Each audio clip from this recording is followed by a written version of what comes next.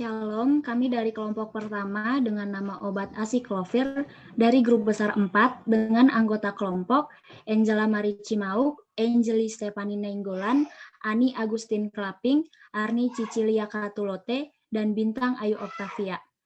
Kami akan mempresentasikan hasil diskusi kami.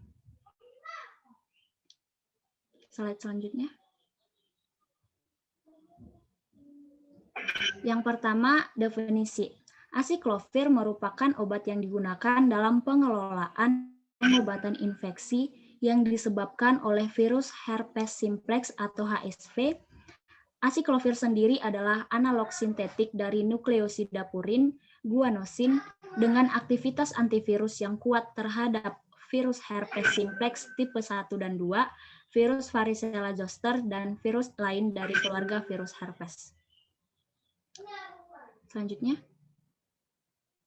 Kemudian nama generik dan nama paten dari asiklovir, yang mana nama generik dari asiklovir ini ada asiklovir, Zovirax, Asivar, Klinovir, dan Zoster, yang mana nama patennya tetap asiklovir. Selanjutnya akan dijelaskan oleh teman saya. Berikutnya adalah gambar dari tiap sediaan obat. Jadi obat asiklovir mempunyai bentuk sediaan salep dengan dosis 5% atau setara dengan 15 gram. Kemudian dalam bentuk tablet dengan dosis 200 mg dan 400 mg. Dan yang ketiga dalam bentuk injeksi dengan dosis 500 mg. Berikutnya akan dijelaskan oleh teman saya. Untuk golongan obat asiklovir sendiri yaitu golongan obat antivirus dan klasifikasinya itu obat keras yang dimana perlu menggunakan resep dokter dan tidak sembarang digunakan. Selanjutnya akan dijelaskan oleh teman saya. Indikasi obat asiklovir. Yang pertama, asiklovir merupakan obat pilihan pada encefalitis herpes simplex pada peningkatan kesembuhan dan penggunaan paling banyak pada pengobatan infeksi herpes genital. Yang kedua, asiklovir sebagai terapi varicella. Varicella adalah penyakit menular yang ditandai oleh vesikel di kulit dan selaput lendir yang disebabkan oleh virus varicella. Varicella disebabkan oleh herpes virus varicella atau disebut juga virus varicella zoster atau cacar air. Yang ketiga, asiklovir terbukti aman serta dapat mengurangi lamanya demam dan jumlah lesi yang timbul pada pasien imunokompeten. Studi menunjukkan bahwa asiklovir yang diberikan dalam dosis 800 mg 5 kali sehari selama 7 hari mengurangi durasi demam dan gejala varicella pada pasien imunokompeten jika dimulai dalam 24 jam. Namun, karena adanya pendapat tentang gangguan terbentuknya imunitas dan biaya, asiklovir sebaiknya hanya digunakan pada kelompok risiko tinggi seperti imunokompromis dan kasus yang berat. Yang berikut, asiklovir digunakan dalam pengobatan infeksi virus herpes pada genital, kulit, dan membran mukosa serta mengobati gejala cacar air. Yang berikut, asiklovir adalah pengobatan lini pertama untuk encefalitis HSV. Yang berikut, pada pasien dengan human immunodeficiency virus atau HIV, asiklovir digunakan untuk mengobati eczema herpeticum. Asiklovir juga digunakan untuk mencegah infeksi pada kulit, mata, hidung, dan mulut. Eczema herpeticum jarang terjadi tetapi cepat berkembang jika tidak diobati. Pasien HIV dengan keterlibatan organ sistemik, gejala sistemik atau penurunan asupan oral harus menjalani rawat inap untuk pengobatan asiklovir secara intravena. Yang berikut, asiklovir dapat digunakan untuk leukoplakia. Leukoplakia adalah penebalan lapisan tanduk selaput lendir mulut terdapat pada lidah atau pipi bagian dalam yang batasnya tidak teratur. Selanjutnya kontraindikasi obat asiklovir. Yang pertama, orang dengan penyakit ginjal. Asiklovir merupakan obat untuk infeksi HSV atau VZV yang dapat menyebabkan toksisitas dalam penggunaannya. Toksisitas asiklovir sangat sedikit, profil keamanan baik. Kadang-kadang toksisitas terjadi pada ginjal karena obat diekspresikan melalui ginjal. Hal ini harus diperhatikan dengan menyesuaikan dosis pada pasien gagal ginjal. Yang kedua, orang dengan gangguan sistem saraf pusat. Hal ini akan menyebabkan orang tersebut akan mengalami sakit kepala, gangguan sistem pencernaan seperti mual, muntah, dan diare. Yang ketiga, hipersensitivitas pada asiklovir, valaciclovir, atau komponen lain dari formula. yaitu orang dengan respon di atas rata-rata akibat penggunaan asiklovir dan komponen lain dari formula yang akan menyebabkan. Selanjutnya akan dijelaskan oleh teman saya. Selanjutnya merupakan efek samping dari obat asiklovir. Di antaranya adalah nausea, muntah, nyeri abdominal, diare, sakit kepala, lelah, ruam kulit, urtikaria, pruritis, fotosensitivitas, hepatitis, jaundice, disponea, angiodema, anafilaksis, reaksi neurologi, termasuk pusing, bingung, halusinasi dan mengantuk, ginjal akut, dan penurunan indeks hematologi. Pada pemberian intravena dapat terjadi inflamasi lokal yang berat, kadang-kadang menimbulkan ulkus, demam, agitasi, tremor, dan konvulsi.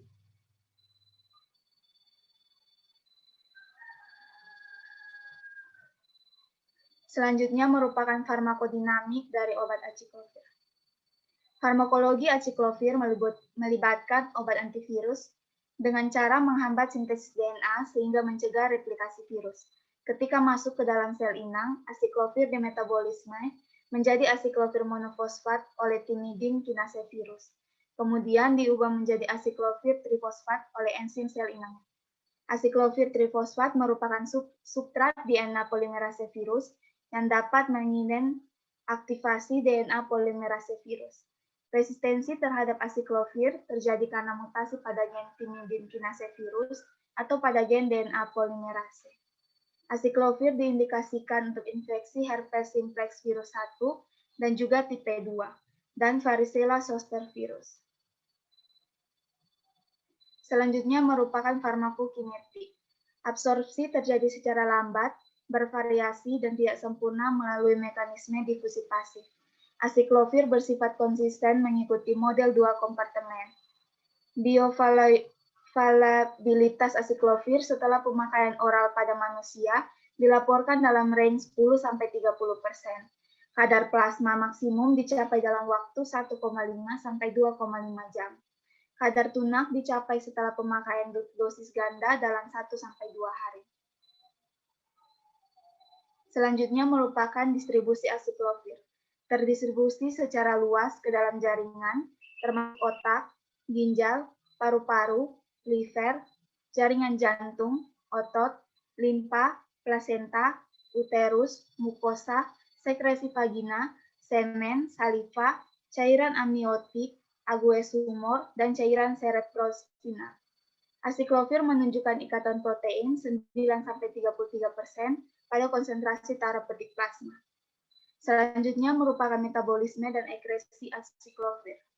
Dosis tunggal yang diberikan secara intravena sebagian besar 62-91% diekresi dalam urin sebagai bentuk utuh melalui filtrasi glomerular dan sekresi tubuli pada pasien dewasa dengan fungsi ginjal yang normal. Selanjutnya akan dilanjutkan oleh teman saya.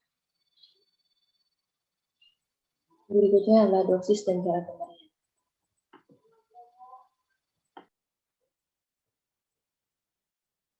Berikutnya, yang pertama adalah tablet.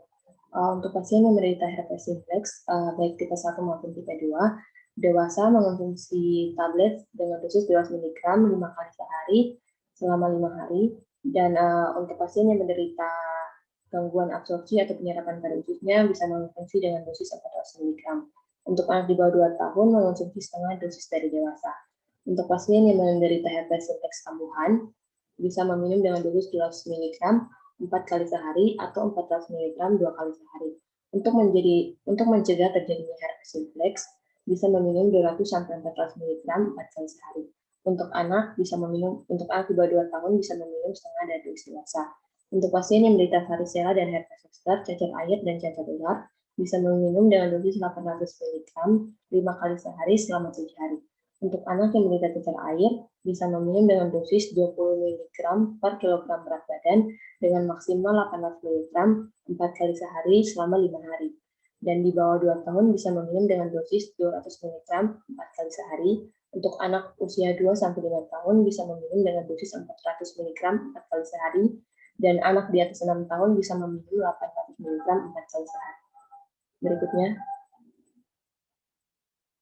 cara pemberian. Yang pertama harus dikonsumsi sesuai mengikuti kemasan obat ataupun panduan dari dokter, karena seperti yang kita ketahui, aciclovir adalah obat keras. Kemudian yang kedua, bisa dikonsumsi sebelum dan sesudah makan. Yang ketiga, tablet ditelan bersamaan dengan air putih. Yang keempat, sebaiknya konsumsi obat setiap hari di jam yang sama. Dan untuk catatan di sini, tidak boleh menggunakan dosis. Tidak boleh menggandakan dosis. Berikutnya, untuk salep. Oleskan secukupnya. Cara pemberiannya, yang pertama cuci tangan, yang kedua bersihkan tempat yang sakit menggunakan sabun bersih dan alkohol. Yang ketiga, setelah kering, oleskan krim secara merata. Kemudian injeksi. Yang pertama, untuk pengobatan herpes simplex pada gangguan penyerapan, kemudian herpes genital berat awal dan varicella zoster bisa mendapatkan 5 mg per kilogram berat badan setiap 8 jam selama 5 hari. Kemudian untuk pasien yang menderita varicella zoster pada gangguan penyerapan bisa mendapatkan 10 mg per kilogram berat badan setiap 8 jam selama 10 hari. Kemudian untuk menjaga herpes simplex, pasien bisa mendapatkan 5 mg per kilogram berat badan setiap 8 jam. Berikutnya akan dilanjutkan oleh teman saya.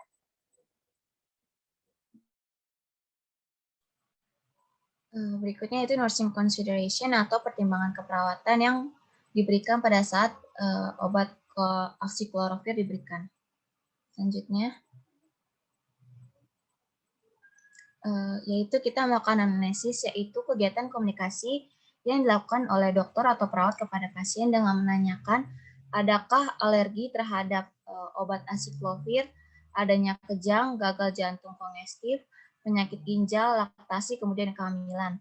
Lalu mengkaji fisik pasien, mengkaji warna kulit, adanya lesi, auskultasi perfusi bagian ginjal dan juga paru, kemudian edema, adanya suara tambahan nafas, kemudian keluaran urin. Hasil BUN atau blood urea nitrogen dan kreatinin serum yang meningkat dapat terjadi jika ginjal terganggu yang biasanya berlangsung sementara. Kemudian perhatikan juga pertimbangan umur di mana keamanan dan kemanjuran pada anak-anak kurang dari 2 tahun tidak ditetapkan, kemudian kurang dari 1 tahun untuk menggunakan intravena.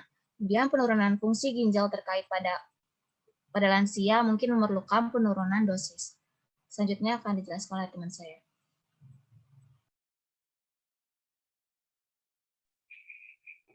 Indeks keamanan kehamilan.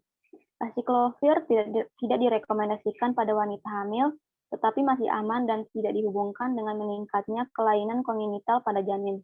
Sebagai satu-satunya metode terapeutik yang aman, aciclovir diindikasikan untuk wanita hamil dengan varicella. Aciclovir dapat menghambat replikasi virus dan migrasi transplasenta VZV selama seremia. Data menunjukkan bahwa tidak ada peningkatan resiko malformasi janin dengan aciclovir pada kehamilan, meskipun resiko teoritis teratogenesis tetap ada pada trimester pertama. Selanjutnya akan dijelaskan oleh teman saya.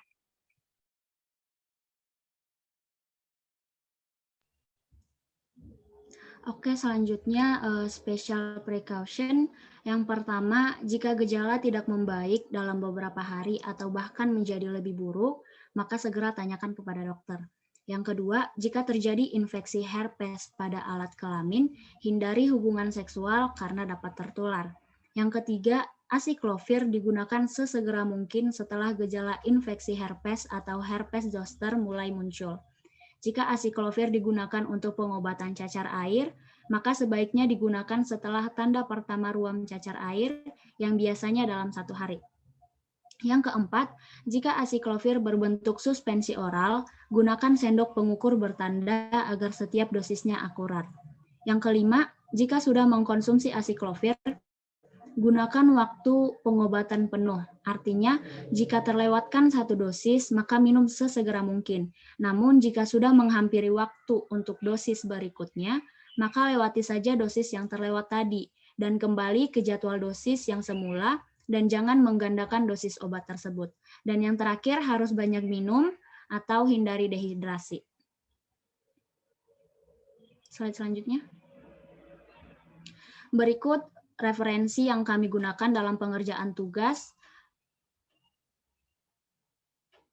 Sekian hasil presentasi kami. Terima kasih.